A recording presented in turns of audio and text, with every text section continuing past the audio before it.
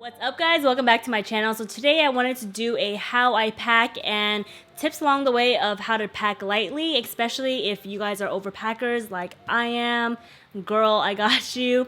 I'm actually leaving to Bali tomorrow morning, so since I am packing anyways, I wanted to show you guys along the way how I pack, what I kind of do to keep things tight and organized. If you guys are interested, then please keep watching.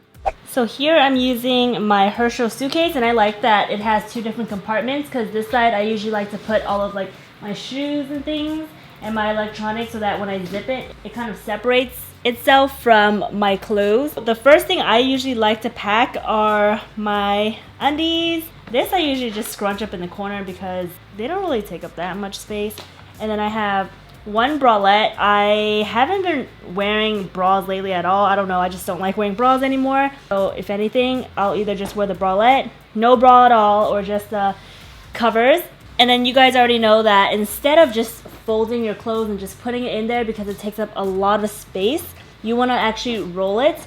I like to take my entire outfit and roll it as one piece just because it saves more space that way. And then now instead of having like two things, it'll just be, you know, combined in one. And when I want to wear it, then I know that I'll have my outfit ready. Also, a little tip about saving space. I'm not going to pack any denim at all.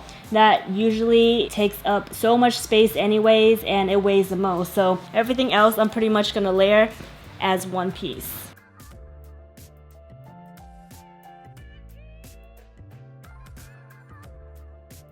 When I was shopping for Bali, I knew that everything would be green, so I wanted to get colors that will kind of pop against the green. So I know reds are really nice with greens, and this one just has a really nice pattern, so I like this. And it's also super thin and flowy, so it doesn't really take up too much space. And then this one is a little bit thicker. This one is a dress, and it has a nice slit on the side. You probably can't see that, but this one is an off-the-shoulder top. You guys already know I love my off-the-shoulder tops. I'm gonna bring this because what's a trip without the infamous JLINHH kimono? So I actually did a pretty good job. I know for a fact I didn't pack enough for 2 weeks, but I have 1, 2, 3, 4, 5, 6, 7, 8. I have 8 outfits, so I think that's pretty good. I don't want to overpack. So these are from Primark. I got these for $4. It ripped right on top. I mean, it's cardboard underneath. Eventually, I upgraded to these, which I got from Nordstrom Rack. And I got these in Chicago. These are super comfortable. It's super soft right here. It molds to your feet. And then I just got these today in the mail from Lolo Chitique, and I've always wanted a brown one. Not too fond of the color right here, but from up top it looks so cute. So I'm actually only gonna bring the white ones and the brown ones just because your girl needs options. So whenever I pack shoes for sanitary reasons, of course, I always put them in bags, and I always use these. I save them from when I get shoes from Lolo Chitique, and I love that whenever she sends shoes, she sends one side per bag. So since I got these in the mail today, I have 2 of these bags, which are perfect because I have 2 pairs of shoes anyways. I just like to stack them as I would opposite side, just so it saves a little bit more space. And I actually don't need this other bag just because I'm wearing these to the airport anyway, but I'm gonna take it with me just in case. Now moving along to this side, like I said earlier, I like to put my electronics and other things in here. So I like to separate them by little bags, and it kind of separates everything for me so it's easier to grab. I also have this little thing that I got from the Apple store. It's super convenient for those of you guys who do take pictures on the go. You can easily take your memory card and just stick it in here and then connect it to your iPhone, and you'll have the pictures straight to your phone. So this is always super convenient to have when I just want to have my pictures ASAP. Some other things I like to put in my electronic bags are, of course, extra batteries for my vlog camera. The one I'm currently using is the Sony RX100 Mark V, and this one is super cool. Andy actually gave this to me. Well, this is actually his, but I mean, what's his is mine, what's mine is mine. And I have a battery in here, so in total I have 3 batteries. Instead of carrying a bunch of batteries, I carry the camera charger with me. And then since I shoot with a Canon as well for my pictures, I carry extra Canon batteries.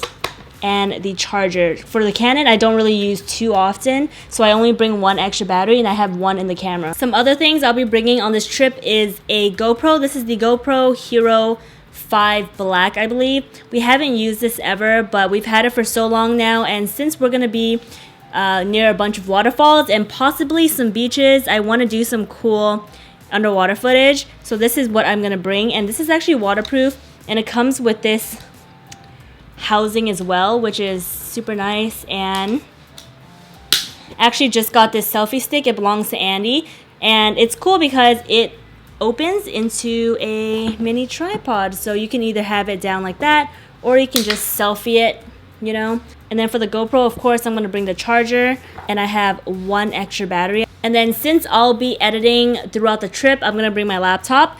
I always have to have this with me. It's my card reader. And then here is my hard drive. It's from SanDisk, and it's cool because it's super small and super thin, so I can pretty much put it anywhere. And then for all of my cords, Andy actually put these on all of our cords, all of our iPhone cords as well. And it's super convenient because I usually just take all of my cords, wrap them, and then I'll just secure it with a Velcro. And he actually got it from Amazon. I think it came with a huge pack, and we literally put it on everything. Now moving on to makeup, like I said earlier, I like to divide everything into different pouches. For makeup, I use this one just because it's super spacious. It fits a bunch of stuff. So I'm gonna be bringing what I usually wear on a daily basis, and I'm pretty freaking sure I'm not going to touch any of these products because I already know it's going to be so hot. I brought so much makeup to Thailand, eyeshadow, lashes, everything, the whole nine, you name it. I brought it, and I didn't wear a single ounce of makeup just because it was like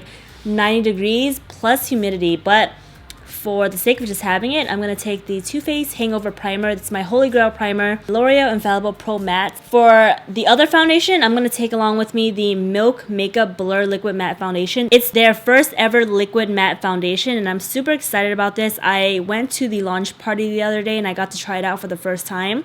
And it looks pretty good wearing it the entire day. So I want to wear it as much as I can out there, so when I come back I can do a review on it, or maybe if I have time out there I can do a video on it maybe. For concealer, I'm going to be taking the Tarte Shape Tape Concealer in the shade Light Medium. Along with that, I'm bringing my dirty ass Tarte Quickie Sponge. Don't worry, I'm going to clean this girl. I got my Zote soap on deck. Now to set the concealer, I know that the Laura Mercier will never do me wrong. Hoola Benefit Bronzer Becca Champagne Pop Highlighter. I've been wearing it a crap ton lately. As you can see, there's a little divot right there. For eyebrows, I'm going to be taking the LA Girl Shady Slim Brow Pencil. This is only $6, but if you use my code, I think JLINHH10, you can get an additional 10% off the entire site. And of course, my eyelash curler.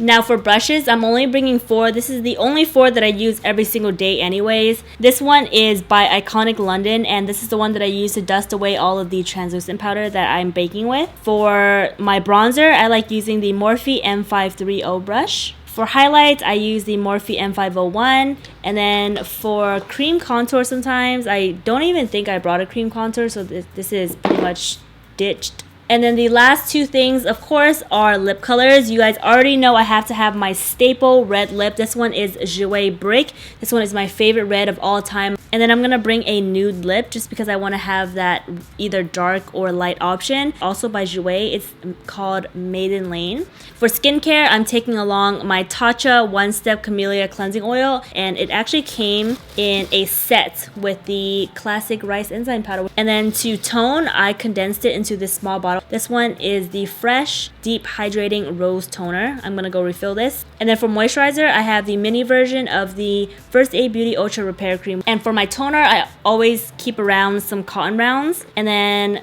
my contact case and dry shampoo. I also have my mini contact solution, but I don't know where it is at the moment, so I'm gonna have to look for it. I'm gonna be taking along this backpack also. And in the backpack, I have my vlog camera because I always want to have it handy, so when something happens, I just You feel me? And then in here, I also have another Jouet brick. Can you guys believe that? In the big pocket, I'm gonna be carrying my DSLR, which I'm using to film right now, but it's the Canon 5D Mark IV. Another thing I like to keep in my backpack is this portable battery charger, and you don't have to get one this big. This one is by Anchor, and they actually sell one half the size of this, but I usually like to keep around the big one just because I get more charges out of this in one use.